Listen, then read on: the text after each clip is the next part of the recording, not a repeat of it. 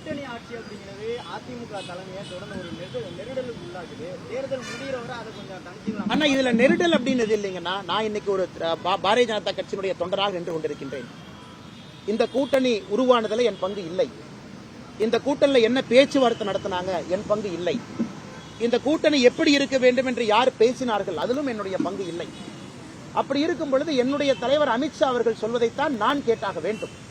அவர் ஒரு முறை அல்ல, தினமலர் பத்திரிகையில, தினத்தந்தி பத்திரிகையில, இந்தியன் எக்ஸ்பிரஸ் பத்திரிகையில மிக தெளிவாக சொல்லிய பிறகு ஒரு தொண்டனாக என்னுடைய கருத்தை மாற்றிக்கொண்டு கூட்டணி ஆட்சி இல்லைன்னு நான் சொன்னா, நான் இந்த கட்சியில தொண்டனாக இருப்பதற்கு எனக்கு தகுதி இல்லைன்னு அர்த்தம். என்னுடைய தலைவர் சொன்ன கருத்தை நான் ஏற்றுக்கொள்ள முடியாமல், என்னுடைய தலைவருடைய கருத்தை நான் வலுப்படுத்த முடியாம, என்னுடைய தலைவர்கள் சொன்ன கருத்திலேயே நான் சந்தேகத்தை எழுப்பினேன் அப்படின்னா, இந்த கட்சியில் நான் தொண்டனா இருக்கக்கூடாது, தலைவனாக இருக்கக்கூடாது. இது என்னுடைய கருத்து. ஆனால் என்னை பொறுத்தவரை தலைவர்கள் பேசியிருக்கின்றார்கள், எனக்கு அதுல பங்கு இல்லை. ஆனா என்னுடைய தலைவர்கள் பேசியதை நான் தூக்கி பிடித்தாக வேண்டும். அவங்க பேசியிருக்கிறாங்க, நான் நம்புறேன். அதனால இதுல நான் உறுதிப்பட இருக்கின்றேன். என்னுடைய தலைவர்கள் கட்சியை கூப்பிட்டு, தொண்டர்களை கூப்பிட்டு அவங்களுடைய ஸ்டாண்டை மாற்றும் போது நானும் மாத்திக்கிறேன். ஆனா மிக தெளிவாக உள்துறை அமைச்சர் அவர்கள், இந்த கூட்டணியை உருவாக்கியவர் அவர்கள், இந்த கூட்டணி எப்படி இருக்க வேண்டும் என்று நினைத்தவர்கள் ஒரு கருத்தை சொல்லிய பிறகு அந்த கருத்தை தொண்டனாக நான் எப்படி மாற்றி பேச முடியும்? நண்பர்கள் புரிஞ்சுக்கணும். இல்ல அண்ணாமலை என்ன ஏதோ பேசி இந்த கூட்டணியை உடைக்க பாக்குறாரு, பிளக்க பாக்குறாரு, 4 பேர் கிளம்பி வருவான். ஆனா என்னுடைய தலைவர் பேசிய கருத்தை நான் ஸ்டாண்ட் பண்ணலினா ஒரு பிஜேபி தொண்டனாக தலைவனாக இருப்பதற்கு தகுதி இல்லாத நபராக நான் இருக்கின்றேன் என்றுதான் பொருள். அதனால் அமித்ஷாஜி அவர்கள் தொடர்ந்து சொல்றாங்க, ஒரு முறை அல்ல, 2 முறை அல்ல, 3வது முறை.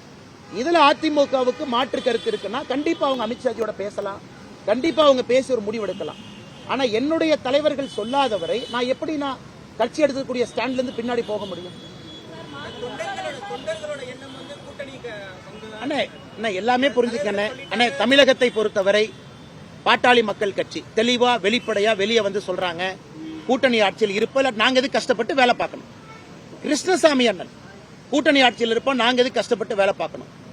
தேமுதிக பிரேமலதா அக்கா அவங்க கூட்டணியில் இருக்கணும், நாங்க எது கஷ்டப்பட்டு வேலை பார்க்கணும். கூட்டணி ஆட்சி இன்னைக்கு முதலாக தமிழகத்தினுடைய அரசியல் சரித்திரத்துல எல்லா கட்சிகளும் இதை பேச ஆரம்பிச்சிருக்கிறாங்க. நீங்க நல்லா பாருங்கன்னா, ஏன்னா ஒரு தொண்டனும் வேலையை விட்டுட்டு, அவங்க செய்யக்கூடிய வேலையை விட்டுட்டு கட்சிக்காக நேரம் கொடுக்கும் பொழுது அந்த தொண்டை என்ன எதிர்பார்க்கிறான்?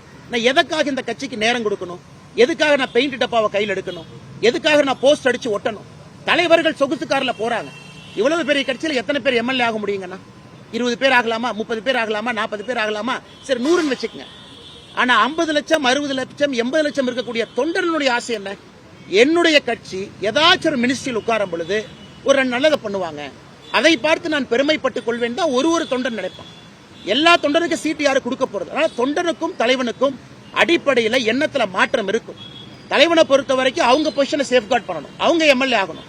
தொண்டனை பொறுத்தவரை ஒரு உண்மையான விசுவாசமான தொண்டை அவ எம்எல்ஏ ஆகணும், எம்பி ஆகணும்னு நினைக்கிறத விட, நான் கடினமாக உழைத்ததற்காக என்னுடைய கட்சி ஏதாவது ஒரு உயரத்தில் இருக்கும் பொழுது எனக்கு அது போதும் என்று நினைக்கின்றார்.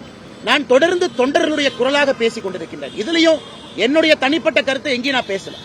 மாண்புமிகு உள்துறை அமைச்சர் அமித்ஷா அவர்கள் பேசிய கருத்தை உங்க முன்னாடி வச்சிருக்கேன்.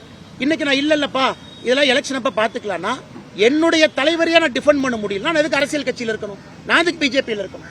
நான் அமித்ஷாஜி அவங்ககிட்ட போன் பண்ணி ஐயா சொல்லுங்க நான் சொல்ல. இது அமித்ஷாஜி அவர்களுடைய கருத்து அவர்கள் சொல்லிய பிறகு நான் அதை ஆமோதித்து, ஆம் அமித்ஷாஜி அவர்கள் சொல்லி இருக்கின்றார்கள், இது அவருடைய கருத்து, அவர் பேசாம அவர் சொல்லி இருக்க மாட்டாங்க. ஏற்கனவே சொன்னது போல இந்த கூட்டணி அமைத்ததில் என்னுடைய பங்கு என்பது 0. நான் இதுல எங்கேயுமே தலையில்லை. நான் இன்னைக்கு தொண்டனா என்னுடைய வேலையை பார்த்து கொண்டிருக்கின்றேன். தேவையில்லாம அரசியல் கூட எங்கேயும் பேசுறதில்ல. அடித்தட்டு மக்களுக்கு தேவையான உதவியை செய்யறேன். அதனால் நண்பர்கள் நன்றாக புரிந்து கொள்ள வேண்டும், இதை சொந்த கருத்தல்ல. கட்சியினுடைய தலைவர் சொல்லிய பிறகு எப்படி நான் பேசாம இருப்பேங்கண்ணா?